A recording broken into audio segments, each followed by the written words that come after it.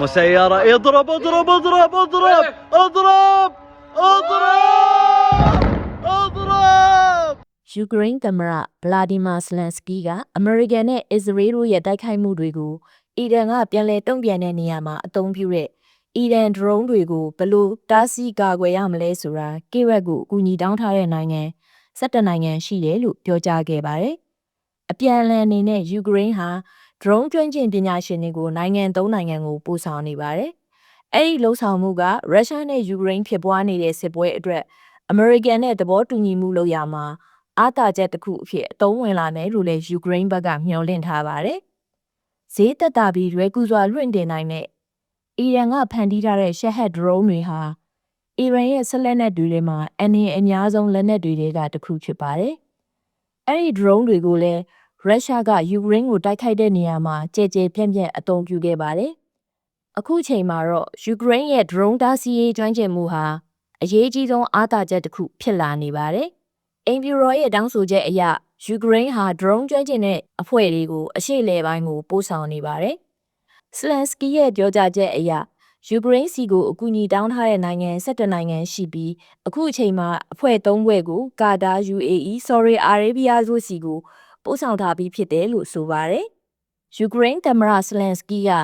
ကျွန်တော်တို့ရဲ့အတွေ့အကြုံမရှိဘဲဆိုရင်ဂတ်ဒေတာတစ်ခုလုံးအရှေ့လေပိုင်းတစ်ခုလုံးနဲ့ဥရောပအမေရိကန်တို့ရဲ့မိဖက်နိုင်ငံတွေဟာသူတို့ကိုသူတို့ကာကွယ်ဖို့အလွန်ခက်ခဲလိမ့်ပါမယ်။ကျွန်တော်တို့ကိုကူညီတဲ့သူတွေကိုကျွန်တော်တို့ကလည်းကူညီပေးဖို့အစဉ်အသင့်ရှိပါတယ်လို့စလန်စကီကပြောပါတယ်။ယူကရိန်းရဲ့ကျွမ်းကျင်မှုဟာစလန်စကီအတွက်အမေရိကန်နဲ့ညှိနှိုင်းရမှာ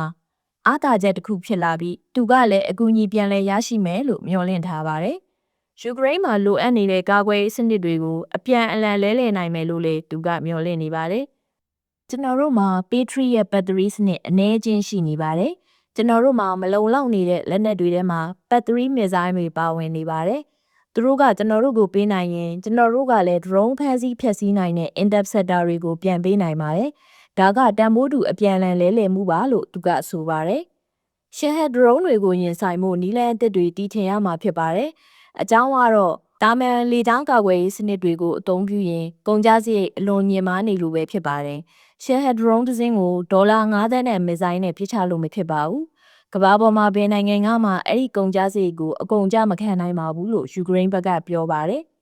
ဒါအပြင်ရေဒါပေါ်မှာအချက်လက်တွေများပြားရှုပ်ထွေးနေတဲ့အချိန်ပြစ်မှတ်အမျိုးအစားမတူညီမှုတွေကိုဘလို့ခွဲခြားသိရှိရမယ်ဆိုတာကိုလည်းယူကရိန်းကတင် जा ပေးနိုင်တယ်လို့ဆိုပါတယ်။ဒီလိုကျွမ်းကျင်မှုတွေဟာစစ်ရေးလိုအပ်ချက်ကြောင့်ဖွံ့ဖြိုးတိုးတက်လာတာဖြစ်ပြီးရုရှားဟာညစဉ်လေကြောင်းတိုက်ခိုက်မှုတွေမှာရှက်ဟက်ဒရုန်း6000ကျော်ကိုယူကရိန်းအပေါ်အသုံးပြုခဲ့ပြီးဖြစ်တယ်လို့သိရပါတယ်။